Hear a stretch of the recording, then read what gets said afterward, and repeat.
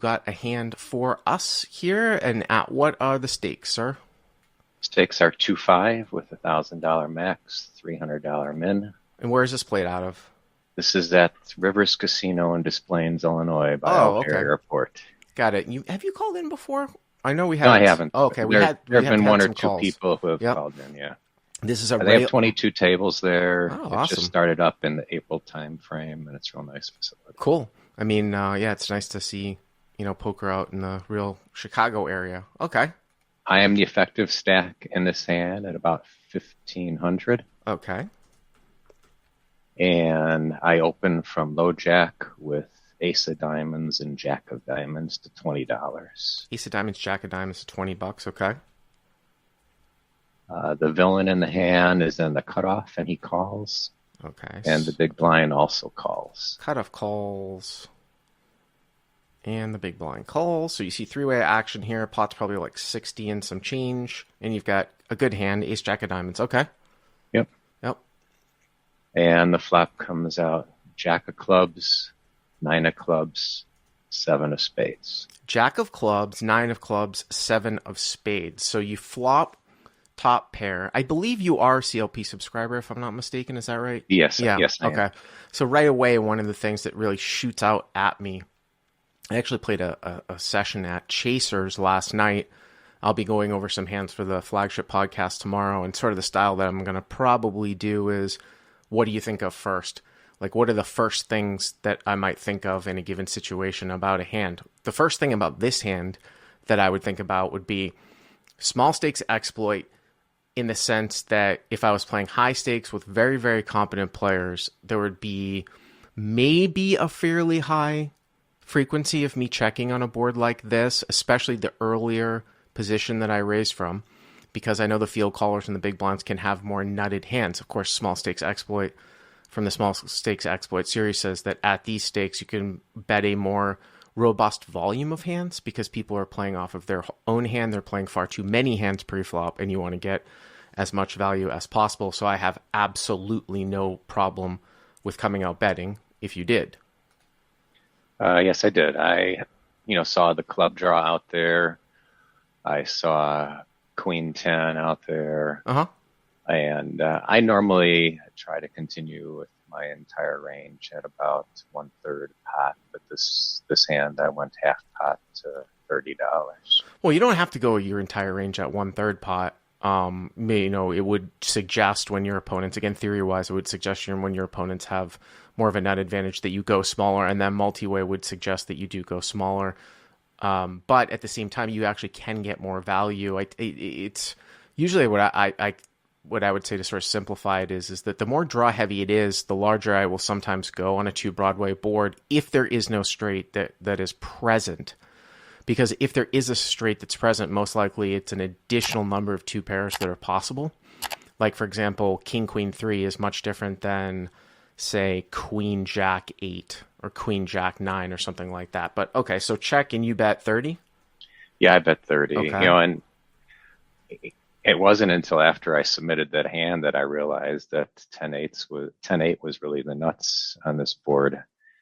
And I do wish I had gone to more like 40 to protect from open pairs and protect from the flush draw. Interesting. Okay. Yeah. Yeah. Okay. So you go 30. The big blind call. I'm sorry, the villain calls in the cutoff, and the big blind folds. So the villain calls in the cutoff. So cutoff calls and big blind folds. And now we are at about 120. Somebody in the live chat saying that I'm quiet. Is that just from that guy's end? I don't know. I haven't really changed anything. But okay. So you go 30, cutoff calls, big blind folds, and the pot's now 120. Mm-hmm. Okay. The turn is a beautiful card. It is the Ace of Hearts. Ace of Hearts. Now, again, next to at calls, which usually means that he is a little bit stronger than somebody who would close the action that can be wider. But now, obviously, you have top 2. This is a good card for you anyways. You might be continuing with some king-queen barrel bluffs here, as well. And nut flush draws and stuff like that are going to call you. So I don't think that there's any issue with continuing on here. Yep. So I continued for $90. Okay, so now you go like 3/4. Right. Okay. Yeah, I was trying to build the pot. Yeah, I have no problem with that. Okay. And the villain calls. So cutoff calls again. So what do you think the cutoff's range here is after he calls this 3/4 here on the turn? His range is probably gut shots, maybe 2 pairs. Although if he had 2 pairs, I think I would have heard it on my flop bet. And depending on how loose he is, maybe some gutters. And definitely the made straight, like I said, 10-8 was the flop straight. I think at some point that he's going to be putting in some money, with those hands. I mean, he can have some nut flush draws here. Once in a while, he can also have aces up along with you. A hand like Queen Jack, King Jack, Jack 10, which is also a gut shot plus a straight draw, or any sort of combo club draw. That's what I would be looking at here. Usually at this point, I don't see somebody continue to slow play in position when the board is going to get so sticky, so wet at the end. You want to get your value now, so it would be very surprising to see somebody say go slow play, set, or 10-8 of clubs here. I mean, it's possible, but you have to be wary of front door clubs, but you still could be getting value from a jack, but you did go 3/4. So the pot's 300. Okay, now we go to the river. And the river is sort of an action-killing card. It's the 10 of spades. And so right away, I noticed that there was a one-liner to the 8. Yes.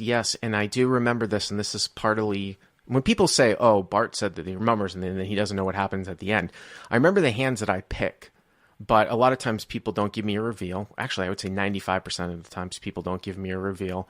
And because I always read the subscriber hands, I obviously read this hand, and there was a reason why I picked it. So the river here is a 10 for the podcast people. So it's Jack of clubs, 9 of clubs, 7 of spades, Ace of hearts, river's a 10 of spades. And as you said, Paul, it puts a one-liner out there to an 8, but I have to ask you a question. Is the 8 all that relevant here? Yeah, and when I submitted the hand, I was trying to think of, okay, what hands could he be calling with that contain an 8? Mm-hmm. On the flop and to 3/4 on turn as well. Yeah. And one hand that I came up with was Ace 8 of clubs, because, with my open, sure. and this stack depth, he has the implied odds to catch the flush. So that was one hand. Depending on how wide he plays. I think you can look at 7, 8. So here's the thing with 8x would probably be consistent of front door club draws, because it's not really going to be all that represented. When you're doing hand history or hand reading, you've got to look at the entire hand. I don't really see pair plus 8 here. Really, there isn't going to be like a Jack 8, 9, 8, 7, 8 that's really continuing here to your 3/4 on turn on an Ace of hearts. Yes, Ace 8 of clubs. That makes sense. Maybe 7, 8 of clubs that plays slow, which is a combo draw. But we talked about how 10-8 and 6-8 are already straights, right? So you will sometimes very, very occasionally run in to an 8, but it's not as represented, I think, as it looks. I mean, maybe an 8 would be slightly worse. An 8 might be slightly worse because of the Queen 10 and 10. That's what I meant to say. So when you put that all together, and then, of course, King Queen comes in, but the only King Queen that should really be here is King Queen of clubs. So you're really looking at combo draws or Ace 8 of clubs that somehow run into an 8. If they don't have King Queen, the guy hasn't raised all the time. You've got top 2 here. I think this guy runs into a lot of 2-pair here. And this brings me to another small stakes exploit where you can go thinner sometimes at the end when your player pool inherently concludes that everyone else would be polarized in a situation when you bet. So if you were to bet here, everybody in your player pool thinks, oh, this guy's representing King Queen or an 8, or he's bluffing. I'm going to call down here with any 2-pair. So on the surface, it kind of looks like a shitty card. I actually like a bet here for value. Now, I could play devil's advocate, and you sometimes could get on board. with checking to induce a front door club draw as a bluff. I don't know if this is going to be bluffed all that much. I mean, it depends on the guy's hand reading. I always like to defer to trying to get max value as opposed at these levels, as opposed to try to pick off a bluff in a spot like this. Some interesting observations. You called out a lot of holdings that I didn't even think of.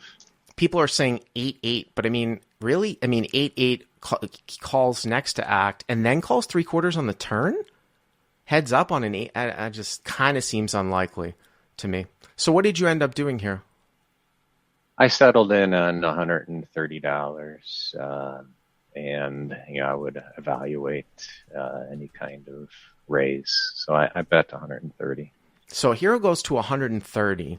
The other interesting thing here too is that I might even get a little bit curious here if you get raised at the end, because I don't even know if a bear 8 raises you. You have a lot of the king queens and they don't. So that's kind of interesting. But again, we don't necessarily have to worry about that. I do like the play. Because I think you're going to get called down by a fair amount of 2-pair here. So anyway, the villain calls, and I show my, well, first of all, yeah, he calls, and he had turned, I showed my ace jack, and he said he had ace 9, and oh, nice. He said exactly what I said, and that river card was a bad card for me. Well, but why was the river card a bad card? Oh, because you would have been able to size up more at the end. I'd be able to size up more, yeah. Yeah, I mean, that makes a whole lot of sense. I think ace 9 suited makes a whole lot of sense. I also think what, oh my God, it's Dan is saying that they say, no way you have a straight. I call with jack 10. Absolutely. You might even see guys call with queen jack here if they continue at the end. I mean, that might be a little bit light, but yeah, any 2-pair that sort of came in with the 10, I like the bet. Paul. That's a good Pat, but that's okay. Oh, I'm sorry. Excuse me, Pat. I like the bet, yeah. Pat. I like the bet, Pat. And thank you very much for the call. Appreciate it. Okay, thank you, Bart. All right, that's a great little lesson in thin value betting here.